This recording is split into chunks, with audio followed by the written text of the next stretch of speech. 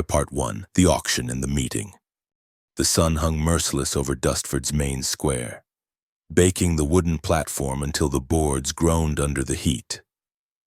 Sheriff Caleb Wyatt pulled his hat lower over his eyes as he surveyed the crowd gathering for what folks called the last sale. Not the last because decency had finally found its way to this corner of Texas, but because new state laws demanded all remaining bonded servants be freed within 3 months.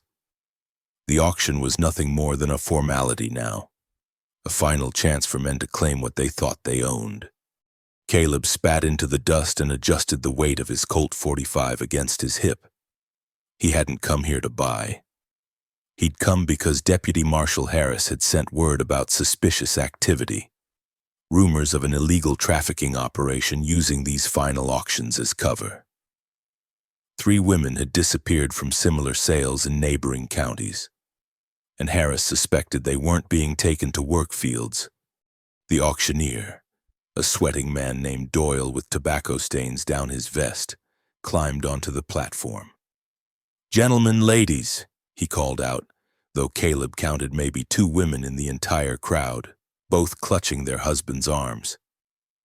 "Today we conclude the business that's kept this county prosperous for nigh on 20 years. A murmur rippled through the gathered men. Most were small-time ranchers and shopkeepers. But Caleb recognized a few faces that made his jaw tighten.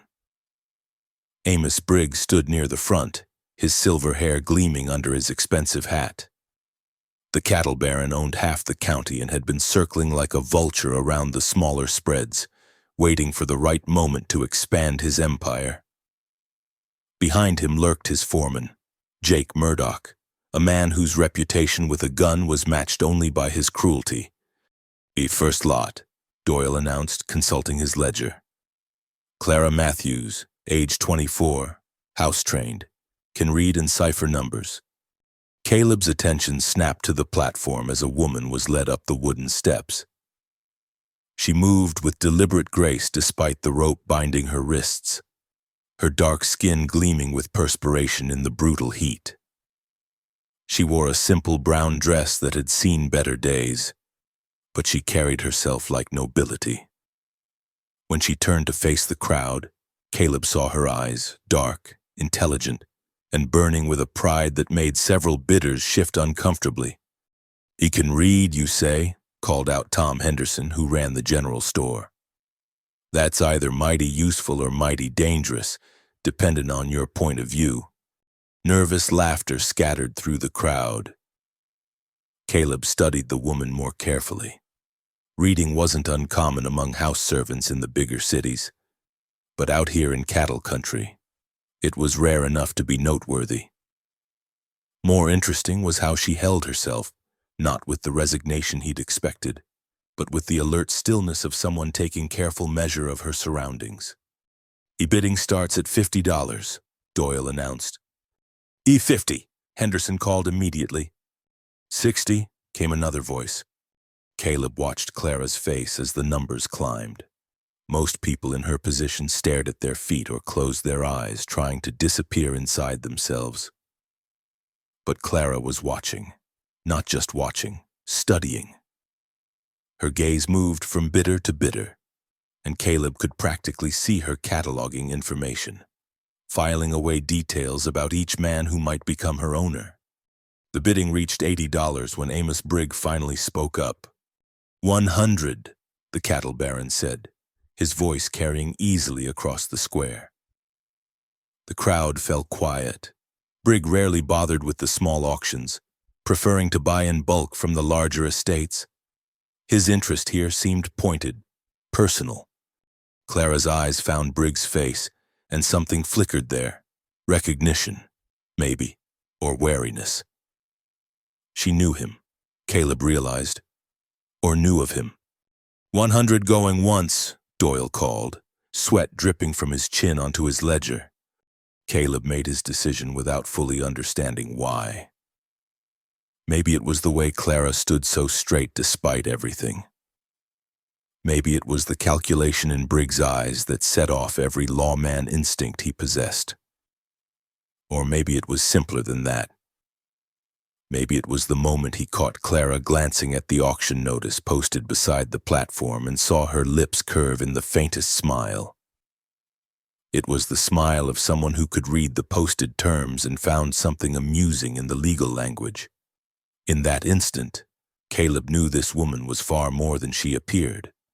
150, he called out, his voice cutting through the murmur of the crowd. Every head turned toward him. Conversations died. Caleb stepped forward, his boots ringing against the hard-packed earth, the star on his vest catching the light. "Sheriff Wyatt," Briggs said, his voice carefully neutral. "Didn't expect to see you here today." "Official business," Caleb replied, not taking his eyes off Clara. She was studying him now with the same intensity she'd given the others, but there was something different in her expression. Surprise, perhaps, and a flicker of what might have been hope. 175, Briggs countered, his tone hardening. The crowd sensed the tension building between the two men. This was no longer about buying bonded labor. This was about power, territory, and old grudges that ran deeper than the summer heat. 200, Caleb said evenly. Briggs' foreman, Murdoch, stepped closer to his boss and whispered something in his ear. Briggs' face darkened, but he didn't raise the bid. $200 was more than most men in Dustford made in 6 months. It was a statement, and everyone present understood its meaning. 200 going once, Doyle called, his voice pitched higher with excitement. This was the highest sale he'd seen all year. Going twice, Caleb kept his eyes on Clara. She was watching him with an expression he couldn't quite read. Not gratitude, exactly, but something more complex. Calculation, maybe. Or challenge. He sold to Sheriff Wyatt for $200. The gavel fell with a sharp crack that seemed to echo off the buildings surrounding the square. The crowd began to disperse, some casting curious glances back at Caleb and his unexpected purchase. But Briggs remained where he was, his pale eyes fixed on Clara with an intensity that made Caleb's hand drift closer to his gun. Mighty expensive for a house servant. "Sheriff," Briggs said as Caleb approached the platform to claim his receipt and arrange payment. "Hope you know what you're getting yourself into." "I reckon I can handle my own affairs, Mr. Briggs," Caleb replied. "Same way I handle the law in this county." The two men stared at each other for a long moment. Finally, Briggs touched the brim of his hat in a gesture that somehow managed to be both polite and threatening. "Of course, Sheriff, just remember, some things are more trouble than they're worth, no matter how pretty the package." Briggs walked away, Murdoch at his side. But Caleb noticed how both men kept glancing back toward the platform where Clara waited. Whatever their interest in her, it went beyond the usual reasons men bid at these sales. Doyle handed Caleb the papers with hands that trembled slightly, whether from excitement over the large sale or nervousness at the tension between Caleb and Briggs. It was hard to say. "She's all yours, Sheriff," Doyle said, wiping his forehead with a stained handkerchief. "Papers are in order. 3-month contract as required by law. Course, you can free her any time you see fit." Caleb climbed onto the platform where Clara waited. Up close, he could see the intelligence in her dark eyes more clearly, along with something harder to define. Not fear, exactly, but a coiled alertness like a wild animal sizing up a potential threat. Ma'am," he said, touching his hat brim. "I'm Sheriff Caleb Wyatt." "I know who you are," she replied, her voice clear and steady despite her circumstances. "Question is, what do you want with me?" The directness of her response caught him off guard. Most people in her position would have kept their eyes down and spoken only when spoken to. But Clara met his gaze squarely, waiting for an answer. "Right now, I want to get you out of this heat and somewhere we can talk proper," Caleb said. He pulled out his pocket knife and cut the ropes binding her wrists, ignoring the surprised murmurs from the few onlookers who remained. After that, we'll see. Clara rubbed her wrists where the rope had chafed them, her eyes never leaving his face. You didn't buy me to work your house or warm your bed, she said. It wasn't a question. No, ma'am, I didn't. Then why? Caleb glanced around the square, noting which men were still watching and which had the sense to mind their own business. Brigg and Murdoch had disappeared, but he could feel eyes on them from the shadows of the surrounding buildings. Like I said, we'll talk proper once we're somewhere private, he replied. Right now, half the county's watching to see what the sheriff does with his expensive purchase. Clara nodded slowly, understanding the politics of the situation even if she didn't understand his motives. Then lead the way, Sheriff Wyatt.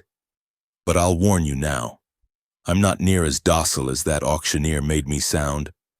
Despite everything, the heat, the tension, the weight of the unknown, Caleb found himself almost smiling. Ma'am, I was counting on that. Part 2. The Sheriff's House and Suspicion. The ride to Caleb's place passed in silence, broken only by the steady clop of hooves and the creak of leather. Clara sat behind him on his mare, Duchess, her hands resting lightly on his belt as they navigated the dusty road that led away from Dustford's main street. She could feel the weight of curious stares following them from doorways and windows. Could practically hear the whispered conversations that would fuel the town's gossip for weeks to come. Caleb's home sat on the outskirts of town, a sturdy adobe structure that served double duty as both residence and sheriff's office. A wooden sign reading Dustford County Sheriff hung from chains beside the front door, weathered by years of desert wind and blazing sun. Behind the house stood a small barn where Duchess whinnied a greeting to the sorrel gelding already penned inside. This is it, Caleb said as he dismounted and offered Clara his hand. She ignored the gesture and swung down on her own, her boots raising small puffs of dust as she landed. He noticed but didn't comment, instead leading the way up the 3 wooden steps to the covered porch. The interior was spartanly furnished but clean. The front room served as his office, with wanted posters tacked to one wall and a large desk buried under stacks of paperwork. File boxes labeled with case numbers lined another wall, some so full that folders threatened to spill onto the floor. A gun rack held 2 rifles and a shotgun, all well-maintained but showing signs of regular use. Coffee? Caleb asked, hanging his hat on a peg beside the door. Please. Clara remained standing near the entrance, her eyes cataloging everything in the room. She moved with the careful precision of someone accustomed to being watched, to having her every action scrutinized for signs of defiance or submission. Caleb disappeared through a doorway that presumably led to the kitchen, leaving Clara alone with his files and records. She didn't move toward the desk, that would have been too obvious, but her position by the door gave her a clear view of the papers scattered across its surface. Invoice numbers, property seizure reports, and what looked like an inventory of confiscated goods. You know, she called toward the kitchen. Most men who spend $200 on a woman don't leave her alone with their important papers on the first day. Most men who spend $200 at that kind of auction aren't sheriffs conducting an investigation, came his reply, followed by the sound of metal against metal as he worked with the coffee pot. Clara's eyebrows rose slightly. So he was investigating something. That explained the bidding war with Amos Brigg, though it didn't explain why he'd chosen her specifically. She took a half-step closer to the desk, enough to read the header on one of the documents, Seized Property Inventory, Case Number 47B. The numbers were wrong. She'd developed a sharp eye for numerical discrepancies during her years working for Dr. Edmund Hartwell in Boston. before circumstances had brought her to this godforsaken corner of Texas. The doctor had relied on her to manage his accounts, and she'd learned to spot errors that could cost a practice dearly. Here, someone had been sloppy with their arithmetic or deliberately deceptive. The inventory listed 17 saddles seized from a rustling operation, but the corresponding case file visible beneath it mentioned 21 saddles recovered. 4 saddles had somehow disappeared between the seizure and the official record. Finding anything interesting? Caleb's voice made her straighten, though she didn't step away from the desk. Depends on whether you consider mathematical errors interesting, she replied, accepting the tin cup of coffee he offered. Your inventory doesn't match your case files. Instead of anger or suspicion, Caleb's expression sharpened with professional interest. Which case? 47B. You seized 21 saddles, but only 17 made it into the property room. She sipped the coffee, which was stronger and better than she'd expected.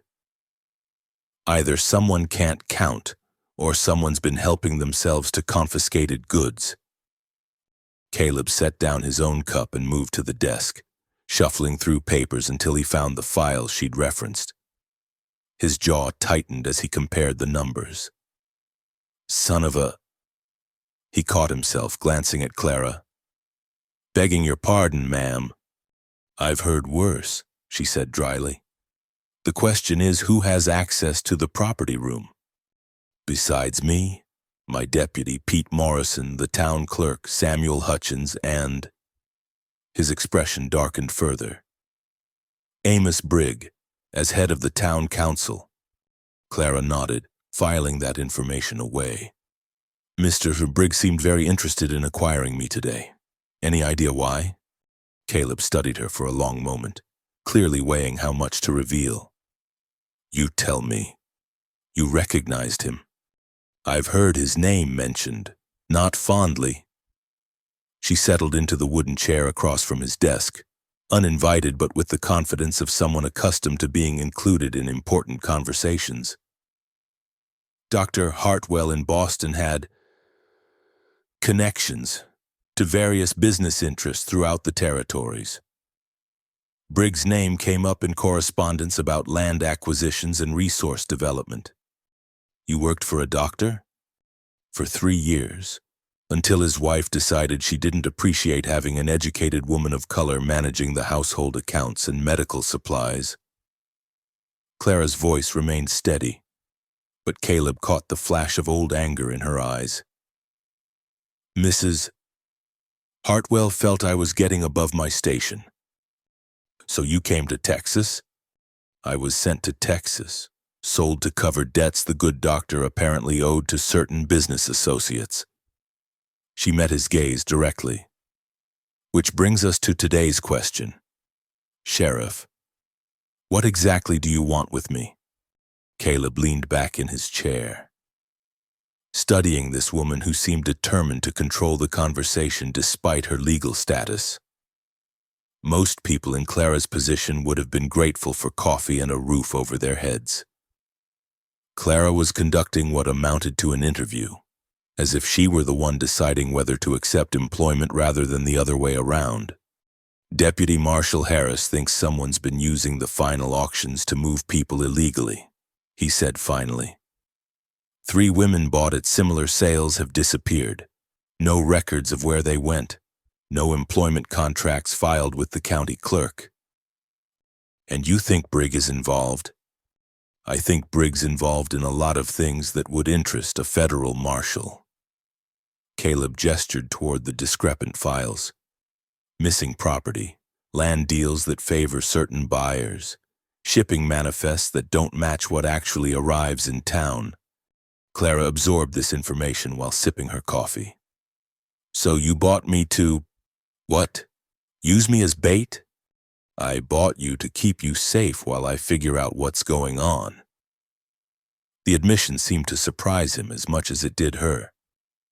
When I saw Brigg's interest in you specifically, I knew you were either part of his operation or in danger from it. And which do you think I am? Right now? I'm hoping you're neither, but I'm not fool enough to assume anything. He stood and moved to the window that faced the main road into town. What I know is that 3 women are missing. Probably dead. That property's been disappearing from my lockup, and that Amos Brigg was mighty determined to own you specifically. Clara followed his gaze toward town, where the late afternoon sun was painting the buildings in shades of gold and amber. Dust devils danced between the structures, and she could see figures moving along the main street, people going about their daily business, unaware of the undercurrents of corruption flowing beneath their quiet frontier community. There's something else, she said quietly. During the auction, I noticed Mr. de Briggs' foreman, the tall one with the scarred hands, had mud on his boots, fresh mud, despite the fact that it hasn't rained here in weeks. Caleb turned from the window. Jake Murdoch, you sure about the mud? I'm positive. It was dark, clay-rich mud, not the sandy dirt around town, the kind you'd find near a water source. She paused, remembering. And there were grass stains on his left sleeve, like he'd been wrestling with livestock recently. The Brigg Ranch is 20 miles south of here, nothing but sandy soil and scrub brush. Then he's been somewhere else, somewhere with water and grass and clay soil. Clara stood, moving to join him at the window. Sheriff, what's the closest place that matches that description? Caleb's face went grim. Willow Creek, about 15 miles northeast. But that's federal land, set aside for the cavalry. He was quiet for a moment, thinking. There are some old line shacks up there from when it was open range, if someone wanted to keep something hidden. Or someone, Clara finished. They stood in silence, watching the shadows lengthen across the town. Clara could feel the weight of the situation settling around them, the missing women, the stolen property, the web of corruption that seemed to center on one of the most powerful men in the county. She also felt something else, a strange sense of partnership beginning to form between herself and this weathered lawman who'd paid an exorbitant price to keep her out of Amos Briggs' hands. Sheriff, she said finally, what happens when your 3 months are up? The law says you go free with or without my say-so. And until then? Caleb met her eyes, and she saw something there that made her pulse quicken. Not desire exactly, but recognition. The acknowledgement of an equal intelligence, a worthy partner in whatever was coming. Until then, Miss Clara, I reckon we've got ourselves a mystery to solve. Part 3. Shadows in the Town. Word traveled fast in a town the size of Dustford, by the time the sun set behind the western hills, painting the sky in shades of copper and crimson. Half the county knew that Sheriff Wyatt had brought home the woman he'd bought at auction. The other half knew he'd paid more for her than most men earned in a year. Clara discovered this when she accompanied Caleb into town the next morning to pick up supplies. The conversations didn't stop when they approached. That would have been too obvious. But they shifted, became quieter, more pointed. Mrs. Eleanor Jameson, the banker's wife, made a show of gathering her skirts closer as they passed on the wooden sidewalk. At Henderson's general store, the usual cluster of men who gathered each morning to discuss weather and politics fell silent when Caleb entered, their eyes following Clara with expressions ranging from curiosity to disapproval. Sheriff? Tom Henderson nodded as he emerged from behind the counter. Didn't expect to see you in so early. You need to stock up on provisions, Caleb replied, handing over a written list. And Clara here needs some proper work clothes. Henderson's eyebrows rose slightly at the casual use of her first name, at the implication of permanence in the word work. Of course, Sheriff. Martha can help the lady with sizing. He called toward the back of the store. Martha, customer needs assistance. Martha Henderson appeared, wiping flour-dusted hands on her apron. She was a practical woman in her 40s, with graying hair and the no-nonsense demeanor of someone who'd spent decades managing both a business and a household in frontier conditions. Her gaze swept over Clara with the quick assessment of someone accustomed to outfitting travelers and workers. "What kind of work will you be doing, dear?" Martha asked, her tone professionally neutral despite the underlying curiosity. "Clerical," Clara replied smoothly. "Record-keeping, correspondence, that sort of thing." It wasn't entirely a lie, and it had the benefit of explaining why the sheriff might need someone with her obvious education. Martha nodded approvingly. A woman who could read and write was a valuable commodity in any household, regardless of other circumstances. While the women discussed fabric weights and practical cuts, Caleb found himself surrounded by the morning regulars. Ezra Mills, who ran the livery stable, cleared his throat meaningfully. "A mighty expensive acquisition you made yesterday, Sheriff," Mills said, his tone carefully neutral. "Must be expecting quite a return on that investment." "I expect she'll earn her keep," Caleb replied, keeping his voice level. He'd been prepared for this. The questions, the assumptions, the barely concealed disapproval from some quarters.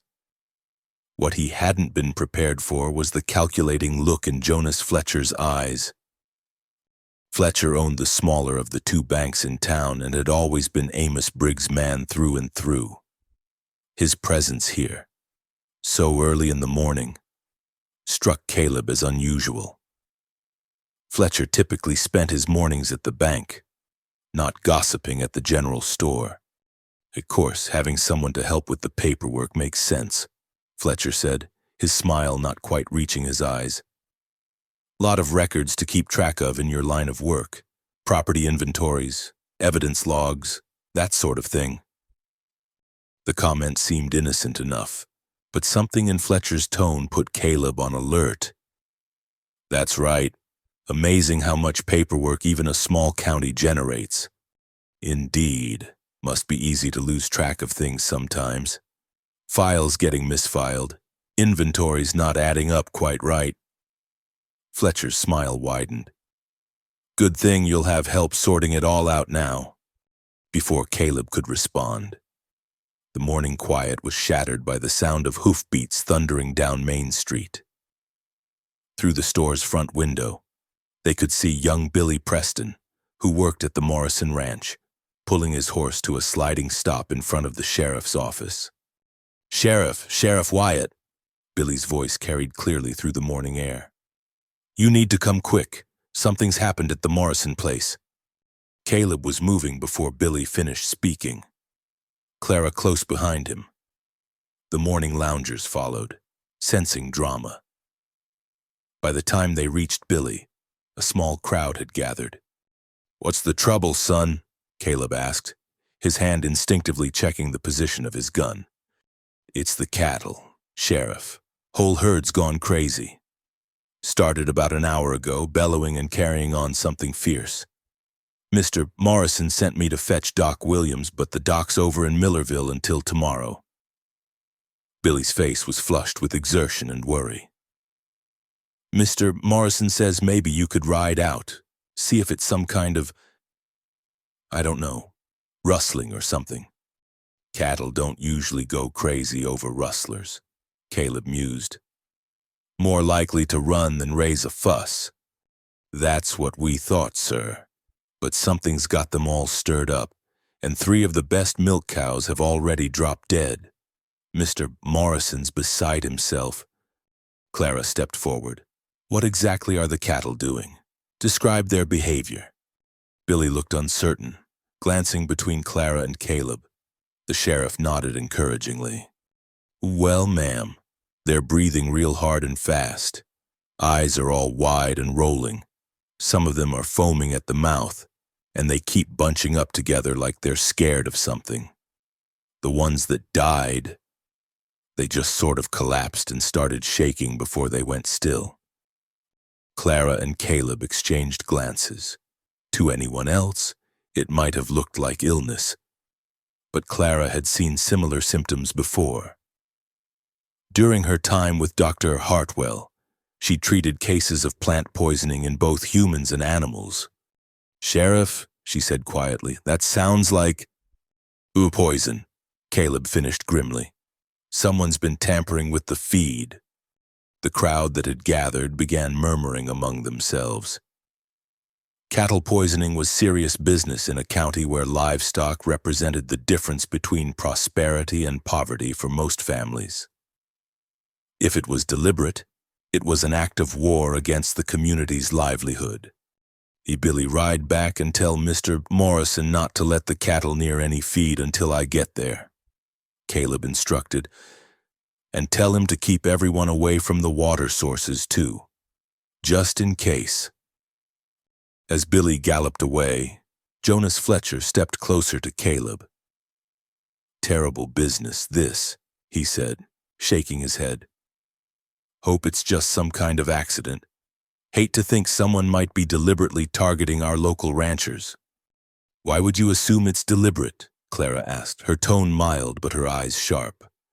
Fletcher's smile faltered slightly. "Well, just hoping it's not. You understand. These are hard times for the smaller ranchers. Last thing they need is more trouble." "A funny thing about poison," Caleb said, his voice carrying clearly to the assembled crowd. "Usually takes some knowledge to use it effectively. Got to know which plants are dangerous, how much to use, when to administer it." His gaze swept over the faces around him. "The kind of knowledge that comes from education or experience." Several men in the crowd nodded. But Clara noticed that Fletcher had gone very still. She also noticed that Jake Murdoch had appeared at the edge of the group, apparently having arrived sometime during the commotion. His boots, she observed, were clean of mud today. "Sheriff," came a voice from behind them. They turned to see Amos Brigg himself approaching, dressed in his usual immaculate suit despite the early hour. "Heard there's trouble at the Morrison place." "News travels fast," Caleb replied. "In a community this size, troubling news tends to spread quickly." Briggs' pale eyes moved from Caleb to Clara and back again. "I do hope it's nothing serious. Morrison's a good man, works hard. Be a shame if something happened to his operation." There was something in Briggs' tone that made Clara's skin crawl. Not quite a threat, but not entirely sympathy either. It was the voice of a man expressing concern while simultaneously calculating opportunity. "We'll know more once I've had a chance to investigate," Caleb said. "Meantime, might be wise for other ranchers to check their feed supplies, make sure everything's secure." "Wise indeed," Brigg agreed. "Course, securing a large operation takes resources. Not everyone can afford proper security measures." He touched the brim of his hat politely. "If you'll excuse me, I should probably check on my own holdings. Can't be too careful in times like these." As Brigg walked away, Murdoch falling into step beside him, Clara moved closer to Caleb. "That was a warning," she said quietly. "Or a threat." Caleb watched the two men disappear around the corner. "Either way, it confirms we're on the right track. The Morrison Ranch, is it adjacent to any property Brigg might want?" "Adjacent to it. Hell, it's completely surrounded by Brigg holdings. Morrison's place is like an island in the middle of Brigg's empire." Caleb's expression hardened. "And Morrison's been refusing to sell for the past 2 years." Clara felt the pieces clicking into place. So if Morrison's operation fails, Brigg gets the land for a fraction of its value, probably through Fletcher's bank when Morrison can't pay his loans. Caleb checked his pocket watch. "We need to get out there before any more evidence disappears." As they prepared to leave, Clara caught sight of a figure watching them from the alley beside the bank. It was a woman she didn't recognize. Young, perhaps 20, with the hollow-eyed look of someone who'd seen too much hardship. When their eyes met, the woman quickly looked away and disappeared deeper into the shadows. "Sheriff," Clara said, touching his arm lightly. "The woman in the alley. Do you know her?" Caleb followed her gaze, but the alley appeared empty. "What woman?" "Never mind," Clara said, but she filed the image away. In her experience, people who lurked in shadows usually had good reason to avoid notice. "We should go." As they mounted their horses and rode toward the Morrison Ranch, neither of them noticed Jonas Fletcher emerging from the bank and watching their departure with considerable interest. Nor did they see him enter the telegraph office shortly afterward, or observe Jake Murdoch waiting outside the saloon at the other end of town, as if keeping watch for their return. The shadows in Dustford were growing longer, and not all of them could be blamed on the position of the sun. Part 4. The Mysterious Sickness. The Morrison Ranch spread across a small valley 15 miles northeast of Dustford, where a seasonal creek provided enough water to sustain a modest herd and a few acres of hay. It should have been peaceful, with cattle grazing contentedly in the morning sun. Instead, Caleb and Clara arrived to find chaos. The sound hit them first, a horrible chorus of bellowing, gasping, and distressed lowing that carried across the valley like the cries of the damned. As they crested the hill overlooking the ranch, they could see the cattle bunched together in the far corner of the main pasture, a writhing mass of panic-stricken animals pressing against the fence as if trying to escape some invisible threat. Harold Morrison met them at the gate, his weathered face etched with worry and exhaustion. At 53, he was a man who'd spent his entire adult life working with cattle, and Clara could see that what he was witnessing defied everything he understood about animal behavior. "Hey, Sheriff, thank God you're here," Morrison said, his voice hoarse from shouting orders to his hands. "Lost 6 heads since dawn, and the rest are acting like they've seen the devil himself." "Show us," Caleb said, dismounting. They followed Morrison toward the pasture, passing the bodies of 3 cows that lay where they'd fallen. Clara knelt beside the nearest carcass, ignoring the flies that had already begun to gather in the heat. The animal's eyes were wide and staring, mouth slightly open with traces of foam around the muzzle. "Hey, Harold," she called. "What did they eat this morning?" "Same as always, hay from the south field and a bit of grain supplement." Morrison wiped sweat from his forehead. "Been feeding them the same way for 15 years. Never had trouble like this." Clara moved to examine another of the dead animals. This one a young heifer that couldn't have been more than 2 years old. The symptoms were consistent: respiratory distress, excessive salivation, and what appeared to be neurological dysfunction based on the way the animal had fallen. "Sheriff," she said quietly, "these animals were poisoned, but it wasn't an accident." Caleb joined her beside the carcass. "You're certain?" "I've seen this before. Dr. Hartwell was called to treat similar cases in Massachusetts. Horses that had been fed contaminated oats by a man trying to ruin a competitor's racing stable." She stood, brushing dust from her skirts. "The symptoms are identical: respiratory failure, nervous system collapse, death within hours of ingestion." "What kind of poison?" Morrison asked, his face pale. "Loco weed, most likely. Astragalus or Oxytropis, plants that grow wild throughout this region. But it would have to be concentrated, dried, and mixed into the feed in significant quantities to cause this level of toxicity."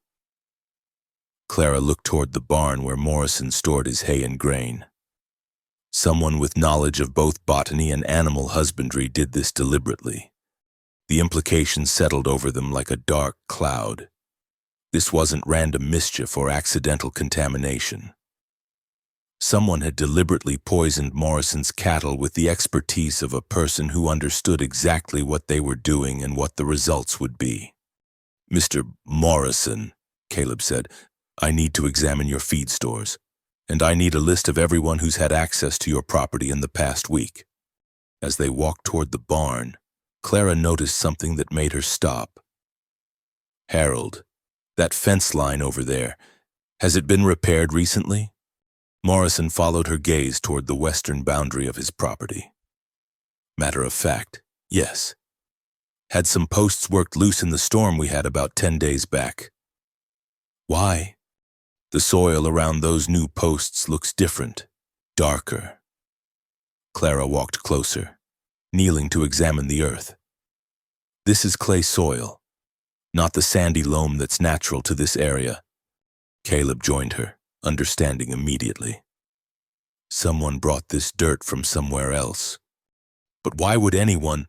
Morrison began, then stopped as the implications became clear. "You think whoever did this was digging around my property line? Checking for underground water sources, maybe," Clara suggested. "Or burying something." She stood, dusting off her hands. "Sheriff, we need to examine this fence line more carefully." They spent the next hour methodically checking the western boundary of Morrison's property. What they found made Caleb's jaw tighten with anger. Several fence posts had been deliberately loosened, not by storm damage but by human hands. The holes had been dug deeper than necessary for simple repairs, and the foreign clay soil suggested someone had been conducting extensive excavation work. "Harold," Caleb said, "what's on the other side of this fence?" "Open range, mostly. Used to be part of the old Patterson spread before Amos Brigg bought it up 3 years ago." Morrison's expression darkened. "Though I've noticed more riders than usual coming through lately. Always headed toward the hills. Always in a hurry." Clara and Caleb exchanged glances. The hills to the west led toward Willow Creek, the same area where they'd theorized someone might be hiding the missing women. "We need to look at that feed," Caleb said. In the barn, they found Morrison's winter hay supply stacked in neat rows, along with several barrels of grain supplement. Clara examined the hay first, pulling apart individual bales and sniffing carefully. Most of it smelled normal, sweet and dusty with the characteristic aroma of properly cured grass. But one section, perhaps a dozen bales in the corner, carried an underlying odor that made her nostrils flare. "Here," she called. "These bales have been tampered with." Caleb and Morrison joined her as she pulled apart one of the suspicious bales. Mixed in with the normal hay were dried stems and leaves of a different plant. Gray-green foliage with distinctive compound leaves that Clara recognized immediately. "Loco weed," she confirmed. "Someone shredded it and mixed it throughout these bales. Probably waited until the cattle were hungry enough to eat without being selective." "But how did they get into my barn?" Morrison demanded. "I keep it locked at night." Clara was examining the barn door when she found the answer. Scratches around the lock mechanism, fresh wood shavings on the ground, and a small piece of wire caught in the door jamb. "They picked the lock," she said. "Someone with considerable skill, too. This is quality work." Caleb studied the evidence with growing anger. This wasn't the work of drifters or opportunistic thieves. Someone had planned this attack carefully, studying Morrison's routines, learning the layout of his property, and executing a sophisticated plan designed to destroy his livelihood without leaving obvious evidence of sabotage. "Harold, you said there's been more riders than usual in the area," Caleb said. "Any of them look familiar?" Morrison thought for a moment. "Well, Jake Murdoch's been through a few times that claims he's checking fence lines for Mr. Brigg, and I've seen that banker, Fletcher, riding this way more often than usual. Says he's surveying land for potential investment opportunities." Clara felt the pieces clicking together. surveying land that might become available if the current owner faced financial difficulties. "Sheriff," Morrison said, his voice heavy with realization, "if I lose this herd, I'll have to sell the banknotes due in 6 months, and without the cattle—" "You'll lose everything," Caleb finished. "And Amos Brigg will be right there with an offer to buy at a fraction of the land's real value." They were interrupted by the sound of approaching horses. Through the barn door, they could see a small group of riders approaching the ranch house. Clara recognized Jonas Fletcher immediately, but the other men were strangers, well-dressed town types who looked out of place on a working ranch. "Mr. Morrison," Fletcher called as he dismounted. "Heard about your troubles.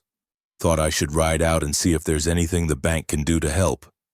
"Mighty considerate of you, Fletcher," Caleb said, emerging from the barn with Clara and Morrison behind him. "Especially since the trouble only started this morning." Fletcher's smile faltered slightly. "News travels fast in situations like this.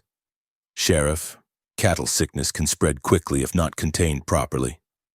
He gestured toward his companions. "These gentlemen are associates of mine from Austin, cattle buyers and land assessors. They happened to be in the area when we heard about the problem." "A convenient timing," Clara observed quietly. One of the strangers, a thin man with calculating eyes, stepped forward. "Mr. De Morrison, I'm James Whitmore from the Texas Land Development Company.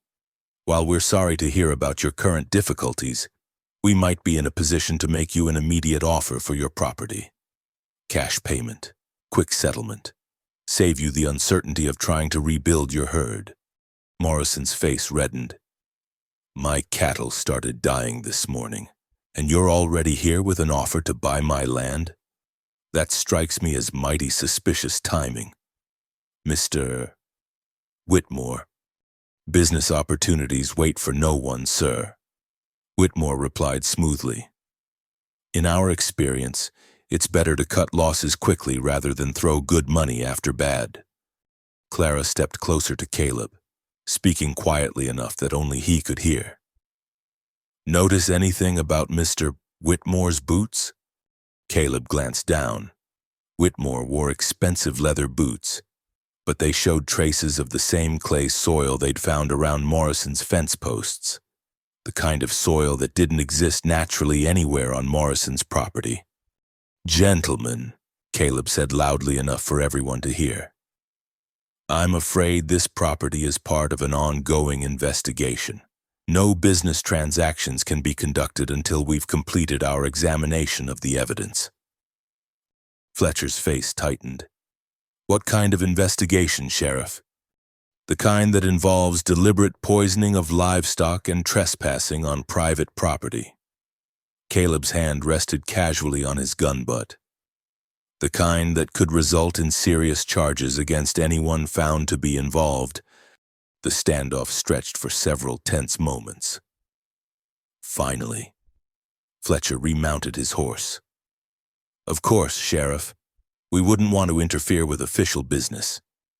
He tipped his hat to Morrison. "Harold, the bank's offer of assistance stands whenever you're ready to discuss it." As the riders departed, Clara moved to Caleb's side. "They'll be back," she said quietly. "And next time they might not be so polite about it." Morrison looked from Clara to Caleb, understanding dawning in his eyes. "This isn't just about my cattle, is it? This is about something bigger. Much bigger," Caleb confirmed. "And I'm afraid you've just made yourself a target by refusing their offer." Clara watched the dust cloud raised by the departing riders. In her mind, she was already calculating how long it would take for the remaining cattle to recover, how much evidence they could gather before the next attack, and what resources would be needed to protect not just Morrison's ranch but potentially other small holdings in the area. "Harold," she said, "you're going to need help, more help than the sheriff's office can provide alone. What do you suggest?" Clara looked at Caleb, seeing her own determination reflected in his eyes. We're going to save your cattle first. Then we're going to find out exactly what Amos Brigg and his associates are really after. And if they come back before we're ready, Caleb's smile was grim but determined. Then they're going to discover that some targets fight back harder than they expected. Part 5. Evidence in Saving the Herd. The afternoon sun beat down mercilessly as Clara knelt beside Morrison's well, testing the water with a strip of litmus paper she'd found in the ranch house. Dr. Hartwell had taught her to carry basic testing supplies, and old habits had served her well in this god-forsaken corner of Texas. "Ooh, water's clean," she announced, relief evident in her voice. The poison was definitely in the feed, not the water source. Caleb wiped sweat from his forehead as he examined another of the contaminated hay bales. "That's something. At least, how many head do you think we can save?" "Most of them, if we act fast." Clara stood, shading her eyes as she studied the remaining cattle. They were still bunched together in the far corner of the pasture, but their distress calls had diminished somewhat. The animals that are still on their feet probably didn't ingest a lethal dose, but they need treatment, and they need it now. Morrison approached, leading his 2 ranch hands, an older man named Cookie who served as both cook and general helper, and a young cowboy called Tommy who couldn't have been more than 17. Both men looked skeptical about taking medical advice from a woman, but Morrison's desperate expression suggested he was willing to try anything. "What do you need us to do?" Morrison asked. "First, we need to make activated charcoal," Clara said, surprising them all. "Cookie, do you have any hardwood charcoal from the cook fire?" "Yes, ma'am, but..." "Grind it into powder, as fine as you can make it. Mix it with warm water until it forms a slurry." She turned to Tommy. "I need you to help me get to those cattle. They're going to fight us. But we have to get the charcoal mixture down their throats." "Ma'am," Tommy said uncertainly. "Begging your pardon, but cattle don't usually take kindly to having things forced down their gullets. They'll take even less kindly to dying," Clara replied sharply. "Sheriff, can you help me fashion some kind of dosing device? We need something that will let us pour the mixture directly down their throats without getting kicked in the process." Caleb disappeared into the barn and returned with a section of leather harness and a metal funnel. "This work?" Clara examined the improvised equipment. "It'll have to. Cookie, how's that charcoal coming?" The next 3 hours tested everyone's endurance. The cattle, already stressed from the poisoning, fought every attempt to restrain them. Clara found herself covered in dust, manure, and charcoal slurry, her dress torn from wrestling with panicked animals that outweighed her by hundreds of pounds. But gradually, their efforts began to show results. The charcoal helped absorb the remaining toxins in the animals' digestive systems, and the cattle's breathing became less labored. One by one, the survivors began to separate from their terrified huddle and show interest in the clean water and fresh hay that Morrison's hands provided. "It's working," Morrison said in amazement as he watched a young bull actually begin to graze normally. "I'll be damned, it's actually working."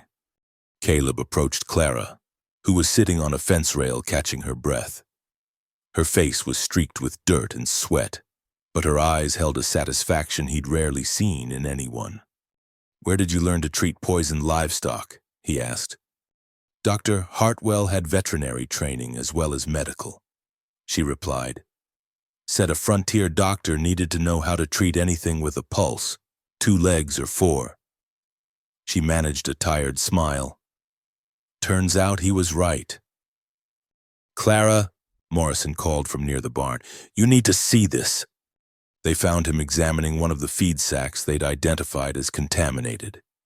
He'd cut it open completely, spreading the contents on a tarp so they could see the extent of the adulteration. "Look at this," Morrison said, pointing to the mixture. The loco weed isn't just mixed in random, it's been distributed real careful-like, making sure every handful would have some in it. Clara knelt beside the spread-out feed, studying the distribution pattern. Whoever did this wanted to ensure that any animal eating from this sack would get a dose. This level of systematic contamination takes time and knowledge. And access, Caleb added grimly. Someone had to spend considerable time in your barn to do this thorough a job. Tommy, who'd been keeping watch from the barn door, suddenly straightened. Sheriff, we got riders coming in fast from the west. Caleb was moving before Tommy finished speaking, his hand already on his gun as he stepped into the doorway. 4 riders were approaching at a gallop, and even at distance he could see they weren't coming for a social visit. Morrison, get your rifle, Caleb ordered. Tommy, Cookie, you boys armed? Yes, sir, both men replied, though Cookie's voice shook slightly.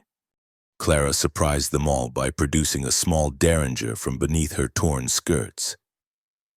Dr. Hartwell insisted I learn to protect myself, she explained at their stares.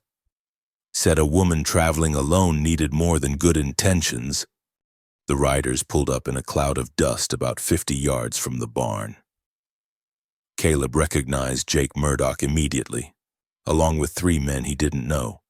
Hard-faced types who wore their guns like they knew how to use them. Sheriff Wyatt, Murdoch called out, his voice carrying easily across the distance. Heard you were having some excitement out here. Nothing we can't handle. Murdoch, Caleb replied. What brings you to Morrison's spread? Mr. Briggs sent us to check on the situation. Being neighborly, you understand. Murdoch's smile held no warmth. Thought maybe we could offer assistance. What kind of assistance? Morrison called from the barn, his rifle clearly visible in his hands. Well, Harold, Mr. Briggs knows how hard it is to recover from livestock losses. He's prepared to make you a generous offer for your property, more generous than those Austin fellows who were here earlier. Clara noticed that one of the unknown riders had maneuvered his horse to get a better view of the barn interior. She also noticed he wore the same expensive boots as the land assessor, Whitmore, and that those boots showed fresh traces of clay soil. Tell Mr. Briggs I appreciate his concern, Morrison replied. Amen, but I'm not selling. Murdoch's expression hardened. Harold, you need to think practical about this. You lost 6 head today, maybe more. Without a full herd, you can't make your loan payments to Fletcher's bank. You'll lose everything anyway. Better to sell now while you can still get something for the land. How do you know how many head he lost? Clara called out, her voice sharp. The cattle only started dying this morning. Murdoch's eyes found her, and she saw recognition there along with something that made her skin crawl. Word travels fast in cattle country, lady. Bad news especially. Funny thing about that, Caleb said, stepping fully into view with his gun drawn. Word traveling so fast that you knew the exact number of dead cattle before anyone from town could have ridden out here to see for themselves. The tension ratcheted up immediately. Murdoch's companions shifted in their saddles, hands moving closer to their weapons. Now, Sheriff, Murdoch said, his voice dangerously quiet. No need to get unfriendly. We're just here to help a neighbor in his time of need. Help by trying to buy his land for a fraction of its value while his cattle are still dying. Clara stepped into view beside Caleb, her derringer held steady despite its small size. That's not help, Mr. Murdoch. That's opportunism. You ought to teach your woman to keep quiet, Sheriff. One of Murdoch's companions said. Mouthy females tend to find trouble. Caleb's gun swung toward the speaker.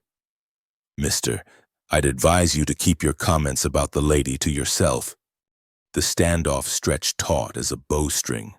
Clara could see Tommy and Cookie positioning themselves to provide crossfire from the barn, while Morrison kept his rifle trained on Murdoch himself.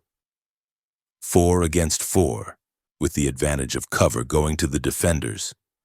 "Jake," came a new voice from behind the riders. All heads turned to see Amos Brigg himself approaching, riding alone but with the confidence of a man who knew backup was never far away. "I thought I told you to make a polite inquiry, not start a range war." Brigg rode up to within easy conversation distance, seemingly oblivious to the drawn weapons. "Sheriff Wyatt, Miss Clara, Harold." He touched his hat brim politely. "Terrible business, this cattle sickness. Hope you've been able to save most of the herd." "We saved the ones that could be saved," Clara replied carefully. "Excellent. Cattle are such valuable assets. Hate to see good animals suffer unnecessarily." Brigg's pale eyes moved from the barn to the pasture where the recovering cattle grazed. "Though I imagine the financial impact will still be significant." "We'll manage," Morrison said firmly. "Of course you will, though managing and thriving are two different things." Briggs smiled, but it didn't reach his eyes. "Harold, I want you to know that if circumstances change, if the recovery doesn't go as well as hoped, my offer stands. Fair market value, quick settlement, no questions asked." "And if I'm not interested in selling at any price?" Briggs' smile widened. "Then I hope your luck holds better than it has been lately. Unfortunate accidents seem to be plaguing the smaller ranches around here. Would hate to see you face any more difficulties." Clara felt ice form in her stomach despite the heat. It was a threat delivered with perfect politeness, but a threat nonetheless. "Mr. Brigg," she said, "that almost sounds like you're suggesting Mr. Morrison's troubles might not be over." "Miss Clara, I'm simply observing that frontier life is unpredictable. Cattle get sick, buildings catch fire, riders get lost in the hills and never return." His gaze locked with hers. "A wise person takes precautions against such possibilities." Caleb had heard enough. "Brigg, I think you and your men have made your position clear. Time for you to move along." "Of course, Sheriff, just being neighborly." Brigg gathered his reins. "Harold, think about what I said. Sometimes pride costs more than a man can afford to pay." As the riders departed, Clara noticed something that made her pulse quicken. One of Murdoch's companions dropped something as they rode away, a small object that glinted in the afternoon sun. When she was sure they were gone, she walked over to retrieve it. It was a metal button, brass with an unusual design, a star surrounded by a circle of smaller stars. She'd seen similar buttons before, on the uniforms of federal marshals. "Sheriff," she called quietly, "we may have a bigger problem than we thought." Caleb examined the button, his face grim.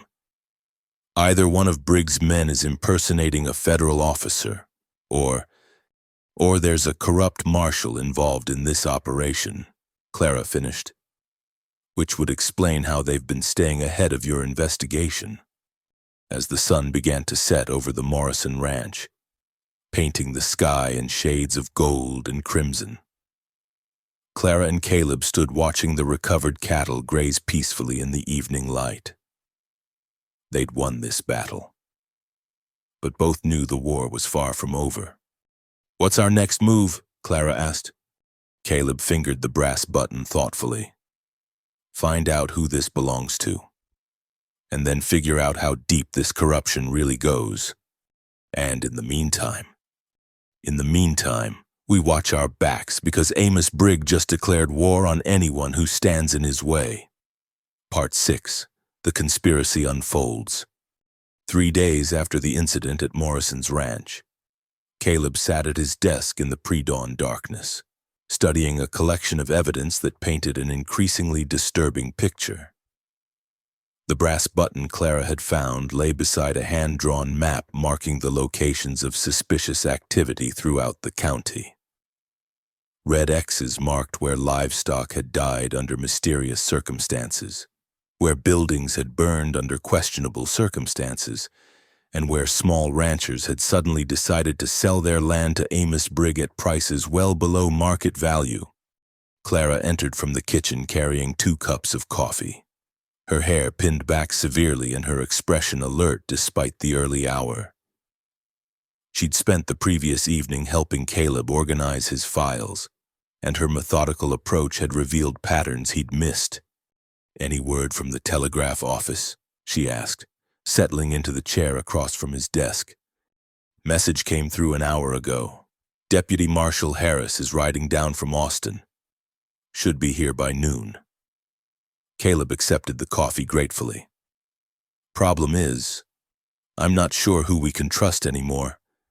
Clara studied the map between them. "Show me again the timeline of when things started going wrong." Caleb traced his finger along a series of dates penciled onto the map. "Started about 8 months ago. The Peterson place. Barn fire. Supposedly caused by lightning. Peterson sold to Brigg within a week." His finger moved to another location. 2 months later, the Williams family lost half their cattle to what the veterinarian called seasonal disease. They couldn't afford to rebuild and sold out. And each time, Brigg was ready with an immediate cash offer. Clara observed, almost as if he knew the disasters were coming. Because he did know. Because he was causing them. Caleb's jaw tightened. The question is how many people are involved and how high up the corruption goes. Their discussion was interrupted by a soft knock at the door. Caleb's hand moved instinctively to his gun as he approached the entrance. Dawn was still an hour away. Too early for social calls. Too late for emergencies that couldn't wait for daylight. "Sheriff Wyatt?" came a woman's voice, barely above a whisper. "Please, I need to speak with you. It's about the missing women." Caleb exchanged a quick glance with Clara before opening the door. Standing on his porch was the young woman Clara had glimpsed in the alley behind the bank. Hollow-eyed and nervous, wrapped in a threadbare shawl despite the warm night. "Miss," Caleb prompted gently. Sarah Caldwell." The woman's eyes darted past Caleb to Clara, and some of the tension left her shoulders. "I heard tell you had a woman helping with your investigations. Thought maybe she'd understand." Clara rose and moved closer to the door. "Sarah, please come in. You're safe here." Sarah stepped inside reluctantly, her gaze constantly moving as if she expected danger to emerge from the shadows.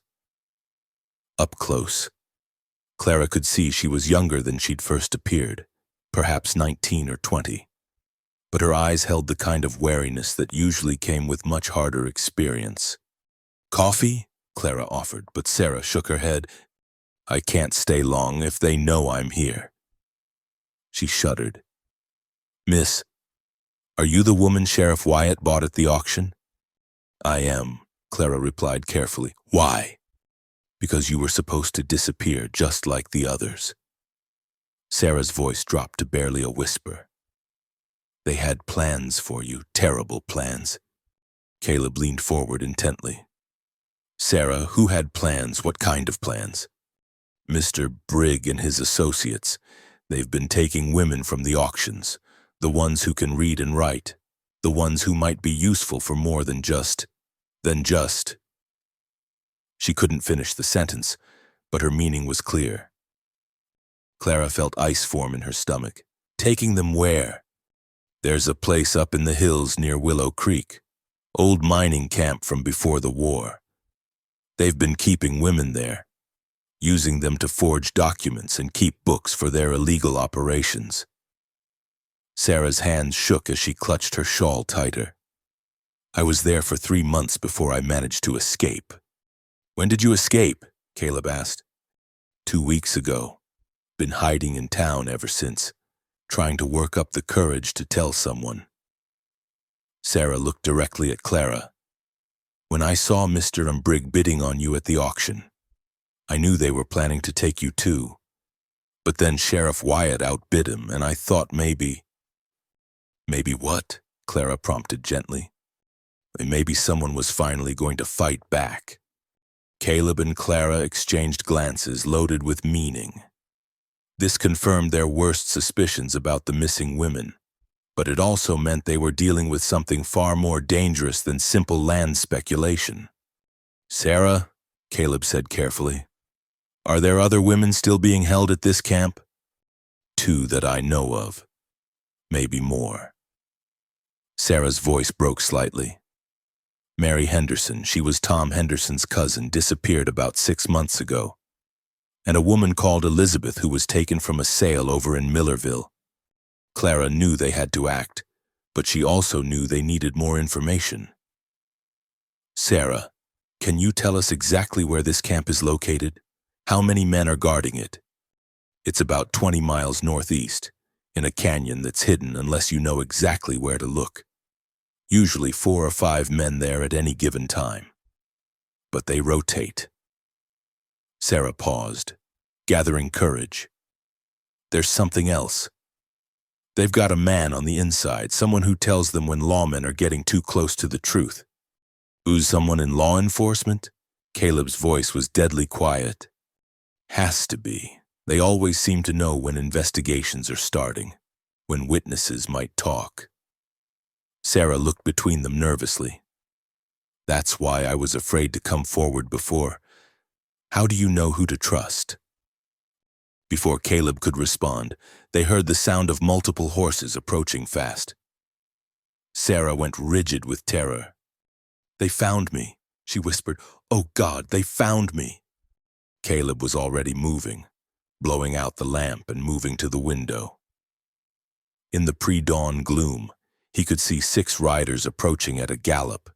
Even in the dim light, he recognized Jake Murdoch's distinctive silhouette. Clara, get Sarah to the back room, he ordered. Bar the door and don't come out until I give the all clear. What about you? Clara asked, but she was already guiding the terrified Sarah toward the rear of the house. I'm going to find out how they knew Sarah was here. The riders pulled up in front of the house with a thunder of hooves and the jingle of spurs. Caleb stepped onto his porch, his rifle held casually but ready. Early morning for social calls, Murdoch, he called out. Sheriff, Murdoch replied, his voice carrying a mocking edge. We're looking for a runaway, young woman named Sarah Caldwell. Got word she might be headed this way. You got word from who? From someone concerned about her welfare. Girl's been missing for weeks, families worried sick. Murdoch's smile was visible even in the dim light. You seen her? Caleb's mind raced. How had they known Sarah would come to him? The only way they could have tracked her so quickly was if they'd been watching his house, or if someone had told them she was coming. Can't say I have, Caleb lied smoothly. What makes you think she'd come here? Oh, you know how it is with troubled women, Murdoch said with false sympathy. They sometimes get confused, start believing wild stories, think the law might help them with their problems. One of Murdoch's companions had dismounted and was examining the ground near the porch. Fresh footprints, he called softly. Small boots, woman-sized. Caleb raised his rifle slightly. Gentlemen, I'm going to have to ask you to leave my property. You want to search for missing persons. You bring me a proper warrant. Now, Sheriff, Murdoch said, his tone becoming more menacing. We're just trying to help a disturbed young woman get the care she needs. No need to make this difficult. The only thing that's going to be difficult is explaining to a federal judge why you're trespassing on a peace officer's property without legal authority. Caleb replied, Now move along. The standoff stretched taut. Caleb could see hands moving toward guns, could feel the violence building in the air like electricity before a thunderstorm. Then, unexpectedly, Murdoch laughed. You're a stubborn man, Sheriff. Hope that doesn't cause you problems down the road. He signaled to his men. Boys, the sheriff's made his position clear. Let's respect his property rights. As the riders departed, Caleb noticed something that made his blood run cold. One of the men was wearing a badge, a federal marshal's badge that glinted in the growing dawn light. Once they were gone, Clara and Sarah emerged from the back room. Sarah was shaking violently, her face pale with terror. "They'll keep looking," she whispered. "They'll never stop until they find me." "Not if we find them first," Clara said grimly. She turned to Caleb. "Did you see the badge?" "I saw it, which means we've got a corrupt federal marshal working with Briggs' organization." Caleb's expression was grim. "That explains how they've stayed ahead of every investigation?" Sarah looked between them with growing hope. "You're really going to fight them? Even knowing they have that kind of protection?" "Sarah," Clara said, kneeling beside the frightened young woman. "How many women do you think they've taken over the years?" "Dozens, maybe. They keep detailed records, who was useful, who caused trouble, who—" Sarah couldn't finish. Clara stood, her face set with determination. "Then we're going to shut them down. All of them." "But how?" Sarah asked. "If they have someone on the inside warning them." "Then we don't go through official channels." Caleb interrupted. "We handle this ourselves quietly, before they know what's happening." Clara moved to the map on Caleb's desk, studying the terrain around Willow Creek. "Sarah, you said the camp is hidden in a canyon. Can you draw us a map showing exactly how to get there?" I think so. But it's dangerous. Even if you could get past the guards, they'd just move the operation somewhere else." "Not if we catch them all at once," Clara said. "Not if we get enough evidence to expose the entire network, including their federal protection." Caleb joined her at the map. "What are you thinking?" "I'm thinking it's time we paid a visit to this mining camp," Clara replied. "But first, we need to figure out which federal marshal is on Briggs' payroll."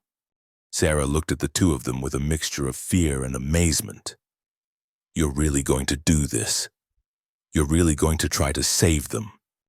"We're not going to try," Caleb corrected. "We're going to succeed."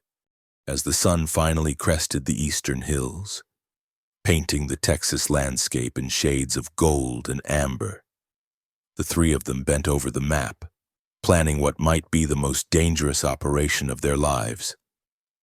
But Clara felt something she hadn't experienced in years, the sense that she was exactly where she was supposed to be, doing exactly what she was meant to do. The war against Amos Briggs' empire was about to begin in earnest. Part 7. Confrontation and Freedom. The trap was set for market day, when half the county would gather in Dustford's main square for the weekly trading that kept the community's economy flowing. Caleb had spent 3 sleepless nights planning every detail, while Clara worked with Sarah to document everything they knew about Briggs' operation. The evidence they'd gathered was damning: forged land deeds, falsified federal documents, and Sarah's detailed testimony about the women being held at the mining camp. But they all knew that evidence would be worthless if the corrupt federal marshal managed to suppress it before it reached honest authorities in Austin. "Remember," Caleb said as he, Clara, and Deputy Marshal Harris, who'd arrived as promised and proven himself trustworthy after rigorous questioning, took their positions around the square. "We need Briggs to incriminate himself publicly. Once he's talking in front of witnesses, even a corrupt marshal can't make the charges disappear." Clara positioned herself near Henderson's general store, where she could observe the entire square while appearing to shop for supplies. She'd traded her torn work dress for a simple but respectable blue cotton outfit that Martha Henderson had altered for her, and with her hair properly arranged. She looked every inch the competent professional woman she'd been in Boston. The square filled quickly as farmers and ranchers arrived with their weekly goods. Clara watched Jonas Fletcher arrive with his usual entourage of business associates, followed closely by Amos Briggs in his expensive buggy. What made her pulse quicken was the sight of the man riding beside Briggs' carriage, a tall, distinguished figure wearing the unmistakable badge and uniform of a federal marshal. "That's him," Sarah whispered from beside Clara. The young woman had insisted on being present, despite the danger. "That's Marshal Garrett, the one who threatened me when I tried to escape the first time." Clara studied Marshal Garrett carefully. He was a handsome man in his 40s, with graying temples and the kind of authoritative bearing that commanded automatic respect. Looking at him, she could understand how he'd been able to operate with impunity for so long. The weekly auction began with the usual livestock and produce, but Clara noticed how Briggs' men had positioned themselves throughout the crowd. Jake Murdoch lounged near the platform with several hard-faced companions, while other suspicious characters occupied strategic points around the square's perimeter. When Caleb finally stepped onto the platform, calling for attention, the crowd fell silent with the expectant hush of people who sensed drama approaching. "Folks," Caleb began, his voice carrying clearly across the square. "Before we conclude today's business, I have some announcements to make regarding criminal activity in our county." A murmur rippled through the crowd. Marshal Garrett stepped forward, his hand resting casually on his gun butt. "Sheriff Wyatt," Garrett called out, his voice smooth and authoritative. "I believe any federal crimes should be handled through proper channels. Perhaps we should discuss this privately. I think the citizens of this county deserve to know what's been happening in their name." Caleb replied firmly. "Deputy Marshal Harris, would you join me, please?" Harris stepped onto the platform, and Clara saw Garrett's face tighten with surprise and suspicion. Clearly, he hadn't expected another federal officer to be present. "Ladies and gentlemen," Harris announced, "I'm here investigating reports of organized criminal activity involving human trafficking, document forgery, and conspiracy to defraud landowners throughout this region." The crowd erupted in shocked murmurs. Jonas Fletcher pushed forward through the press of people, his face flushed with what might have been anger or fear. "This is outrageous," Fletcher shouted. "You can't just make wild accusations without proof." "Actually, we can," Clara said, stepping onto the platform with a leather portfolio in her hands. "Because we have proof." The sight of Clara taking an active role in the proceedings sent another wave of shock through the assembled crowd. Women simply didn't participate in legal proceedings, especially women of her background. But Clara had moved beyond caring about social conventions. This portfolio contains documented evidence of a conspiracy involving the systematic targeting of small ranchers, the poisoning of livestock, the forging of federal documents, and the kidnapping and exploitation of women purchased at auctions throughout the territory. Amos Briggs finally spoke, his voice cutting through the crowd noise with practiced authority. "Sheriff, I don't know what this woman has told you, but surely you don't intend to base legal proceedings on the word of a witness to multiple federal crimes." Clara interrupted, her voice steady and clear. "Including the operation of an illegal labor camp on federal lands near Willow Creek." Marshal Garrett stepped closer to the platform, his hand now openly resting on his weapon. "I'm going to have to ask you to cease this proceeding immediately.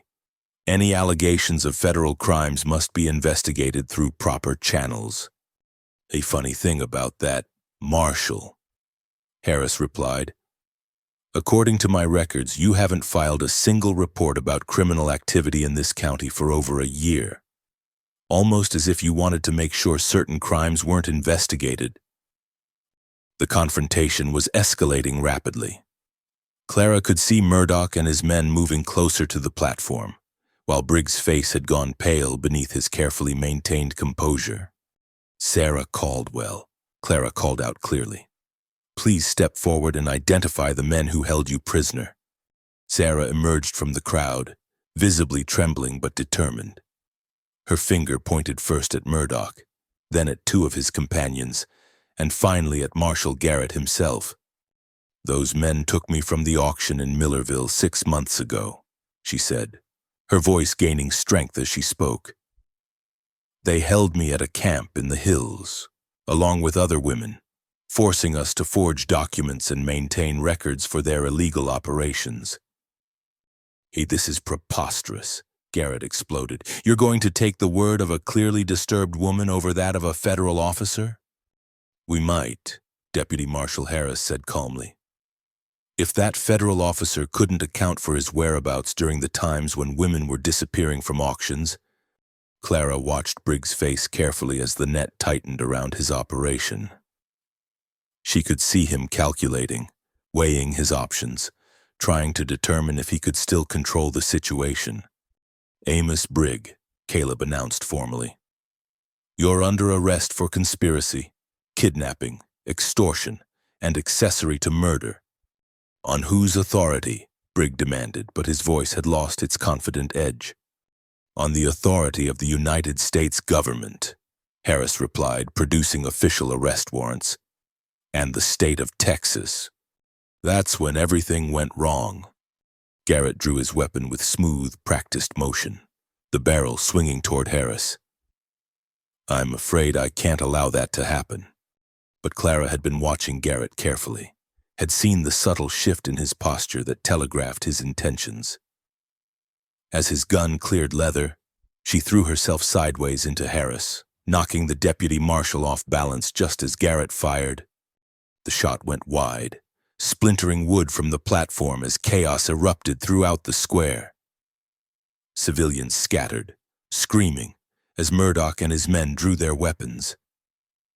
But Caleb had anticipated this possibility.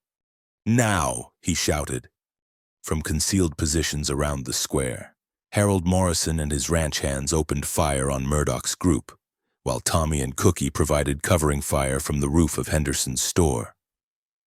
The honest citizens of Dustford might have been caught off guard, but the allies Caleb had quietly recruited were ready. Clara rolled behind a wooden crate as bullets whined overhead, clutching the precious portfolio of evidence. She could see Harris and Caleb engaged in a desperate gunfight with Garrett and his accomplices, while Sarah had taken shelter behind the platform. "Clara!" Caleb shouted over the gunfire. "The documents!" She understood immediately. If something happened to them, the evidence had to survive. She began crawling toward the relative safety of Henderson's store, the portfolio pressed against her chest. A bullet splintered the wood inches from her head, and she looked up to see Jake Murdoch bearing down on her, his gun raised for a killing shot. Time seemed to slow as she realized she wouldn't reach cover in time. Then Harold Morrison appeared behind Murdoch like an avenging angel, his rifle butt connecting with the gunman's skull with a sickening crack. Murdoch dropped like a felled tree. "Ma'am," Morrison said, helping Clara to her feet. "Reckon you might want to get inside." The battle raged for perhaps 10 minutes, though it felt like hours. When the smoke finally cleared, Marshal Garrett lay dead beside the platform, while 3 of Murdoch's men had been captured alive. Brigg himself had attempted to flee in his carriage but had been brought down by Tommy's rifle shot that killed his horse and left him stranded. Jonas Fletcher, perhaps reading the direction of the wind, had surrendered without firing a shot. As the dust settled, Clara found herself standing in the middle of the square, still clutching the evidence portfolio, surrounded by the debris of the conspiracy that had terrorized the county for months. Caleb approached her, a cut on his forehead bleeding but his eyes bright with triumph. "It's over," he said simply. "The women at the camp," Clara replied. "We still need to—" "Harris is already organizing a rescue party. They'll be free by nightfall." Clara looked around the square, where honest citizens were beginning to emerge from their hiding places and survey the aftermath of the battle. She saw Martha Henderson helping tend to the wounded, saw Morrison organizing men to collect the scattered evidence. saw Sarah standing tall and proud despite everything she'd endured. "Caleb," she said quietly, "I want you to do something for me. Anything. I want you to tear up my ownership papers right here, right now, in front of everyone." Caleb studied her face for a long moment, then reached into his vest pocket and withdrew the documents that legally bound her to him. Without a word, he tore them in half, then in half again, letting the pieces scatter in the Texas wind. "Miss Clara Matthews," he announced loudly enough for the entire square to hear, "is a free woman, with all the rights and privileges thereof." The crowd that had gathered around them broke into spontaneous applause. But Clara wasn't finished. "Sheriff Wyatt," she said formally, "I'd like to apply for the position of deputy investigator for Dustford County." Caleb's grin was the brightest thing in the entire square. "Miss Matthews, I think that can be arranged." As the sun began to set over Dustford, painting the sky in familiar shades of gold and amber, Clara stood beside the man who'd bought her freedom only to give it back to her freely.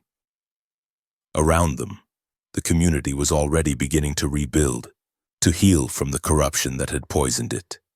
But more than that, they'd proven something important, that justice could prevail, that ordinary people could stand up to powerful interests, and that freedom was worth fighting for. The war was over. Now the real work could begin. Part 8. A Declaration Under the Setting Sun. 3 weeks after Amos Briggs' trial concluded with a sentence of 20 years in federal prison, Clara stood in the doorway of what had once been the sheriff's office and was now officially the Dustford County Sheriff's Department and Investigation Bureau.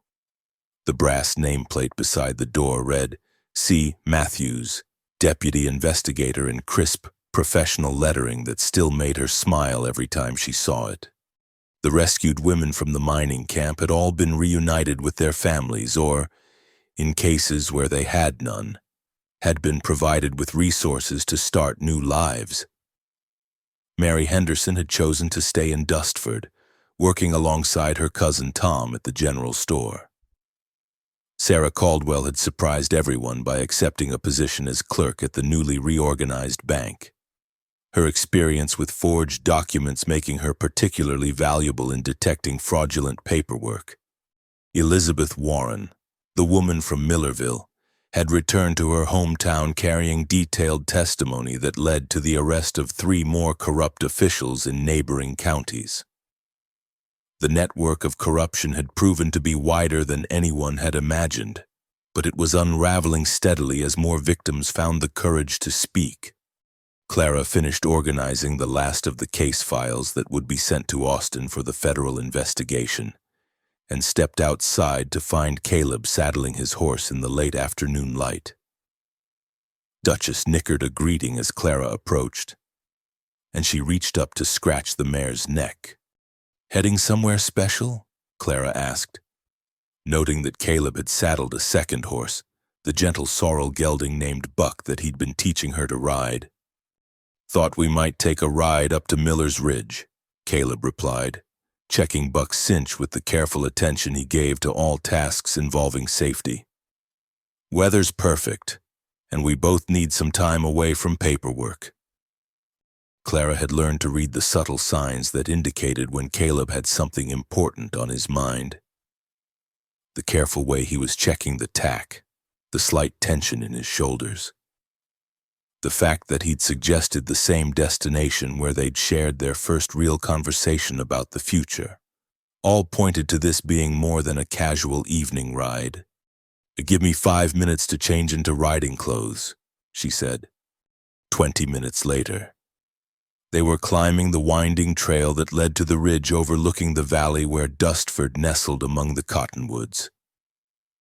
The sun was beginning its descent toward the western horizon, painting the landscape in the golden light that had become Clara's favorite time of day. Miller's Ridge offered a panoramic view of the county they'd worked so hard to protect. From their vantage point, they could see Morrison's ranch where the cattle grazed peacefully in pastures unmarked by the violence that had once threatened them. They could see the small farms and homesteads where families lived and worked without fear of midnight raids or mysterious illnesses affecting their livestock. Hard to believe it's only been a month since the auction, Clara mused as they dismounted near the stone outcropping that provided natural seating overlooking the valley. It feels like a lifetime, Caleb agreed, settling beside her on the sun-warmed rock. Lots changed since then. Everything's changed since then. Clara pulled off her riding gloves and smoothed her split skirt, a practical garment that Martha Henderson had designed specifically for women who needed to ride astride rather than side saddle. The question is, what happens now? It was the conversation they'd been dancing around for weeks. The immediate crisis was over. The criminals were in custody, and the county was settling into a new normal. But normalcy raised questions about the future that neither of them had been ready to address while they were fighting for their lives. Deputy Marshal Harris offered me a position with the Federal Service, Caleb said quietly. Investigating corruption in frontier territories. Good pay. Opportunity to make a real difference on a larger scale. Clara felt her heart sink, though she kept her expression neutral. That sounds like an important job. The kind of work you're good at. It is. And a month ago, I probably would have taken it without hesitation. Caleb was quiet for a moment, watching a hawk circle high above the valley. But circumstances have changed. What circumstances? Instead of answering directly, Caleb reached into his vest pocket and withdrew a small object wrapped in soft leather. He placed it in Clara's hands, and she unwrapped it to reveal a deputy's badge, not the temporary commission she'd been operating under, but an official badge with her name engraved on it. County commissioners voted unanimously to make your position permanent, Caleb said. Full deputy status, with authority to investigate crimes throughout the territory. Harris put in a word with the federal authorities too. If you want it, there's a standing offer for you to join the Marshal Service. Clara turned the badge over in her hands, feeling the weight of it. 6 months ago, she'd been property to be bought and sold. Now she was being offered a career in law enforcement that would have been unthinkable for any woman, let alone a woman of her background. What did you tell Harris about his offer? She asked. Told him I needed time to think about it. Told him there were factors here that complicated my decision. Clara looked up from the badge to find Caleb watching her with an expression she'd learned to recognize. The look he got when he was working up the courage to say something important. What factors? You, Clara. You're the factor that complicates everything. The words hung in the air between them as the sun continued its descent toward the horizon. Clara had known this moment was coming, had felt the tension building between them over the past weeks as they worked side by side, as they'd fought together and trusted each other with their lives. Caleb, let me finish, he said gently. I know this is complicated. I know there are people who'll say it's wrong, or improper, or impossible. I know your freedom is too new and too precious for you to want to tie yourself to anyone or anything. He stood and walked to the edge of the ridge, his silhouette stark against the golden sky. But I also know that somewhere between that auction and today, you became the most important thing in my world. Not because I bought you, not because you were assigned to work with me, but because of who you are. Because of your courage and your intelligence and your refusal to be anything less than exactly who you're meant to be. Clara rose and joined him at the edge, the badge still warm in her palm. And who am I meant to be? Caleb turned to face her, and in his eyes she saw everything she'd hoped to see and everything she'd been afraid to hope for. You're meant to be free, he said simply. Free to choose your own path, your own work, your own life. Free to stay or go, to accept that federal position or build something here in Dustford, free to love whoever you choose to love. And if I choose to love the sheriff of a small Texas county, then that sheriff would be the luckiest man in the territory. Caleb reached into his pocket again and withdrew something else, a small silver ring set with a modest but genuine diamond. Clara Matthews, I'm asking you to marry me, not as the man who bought you, not as your superior officer, but as a man who loves you and wants to build a life with you. Clara looked at the ring, then at the badge in her other hand, then at the man who was offering her both a future and the freedom to choose it. There's something you should know, she said quietly. I was married once before, in Boston, before I came to Texas. My husband died of consumption 3 years ago.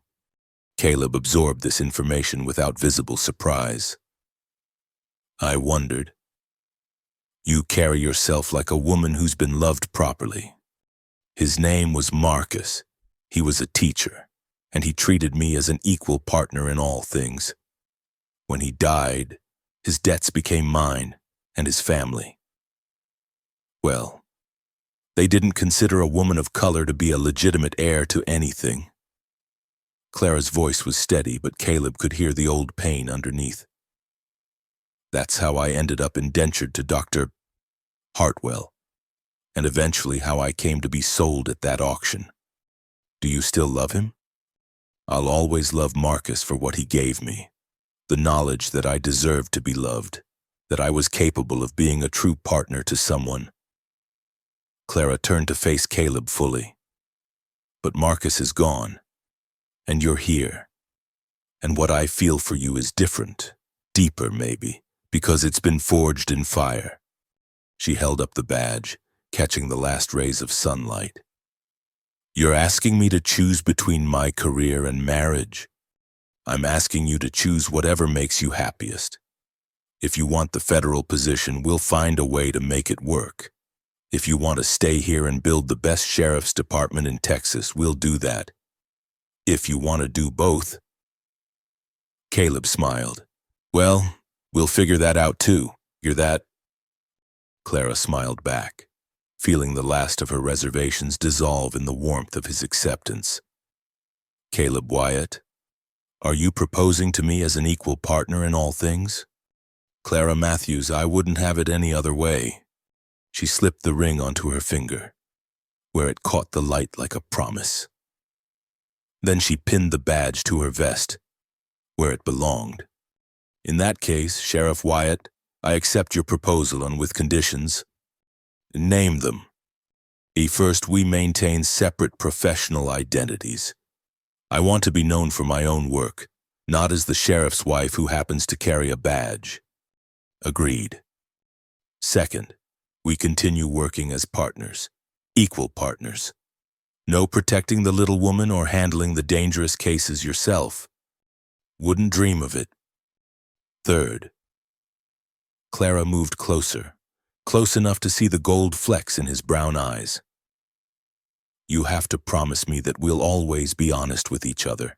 No secrets, no protecting each other from hard truths. Clara, Caleb said softly, I promise you'll never have to wonder where you stand with me. From this moment until my last breath, you'll know exactly how I feel and what I'm thinking. She reached up to touch his face, feeling the rough texture of his beard against her palm. Then yes, Caleb. Yes to marriage, yes to partnership, yes to building something together that neither of us could create alone. He kissed her then, soft and gentle at first, then with growing passion as she responded. When they finally broke apart, the sun was touching the horizon, setting the sky ablaze with colors that would be burned into Clara's memory forever. So what's our first case as an officially engaged investigative team? She asked, settling back against his chest as they watched the sunset paint the valley in shades of gold and crimson. Harris mentioned some trouble brewing up in Colorado territory. Seems there's a mining operation that's been having problems with claim jumpers and suspicious accidents. It sounds interesting. When do we leave? We don't. Caleb said firmly. Not until after the wedding, and not until we've had a proper honeymoon. I figure we've earned some time to just be happy without people shooting at us. Clara laughed, the sound carrying across the valley like music. Caleb Wyatt, you may be the most practical romantic I've ever met. Is that a complaint? That's the highest compliment I can give a man. As the sun disappeared behind the western hills and the first stars began to appear in the darkening sky, they sat together in comfortable silence, planning their future and watching over the valley they'd fought to protect.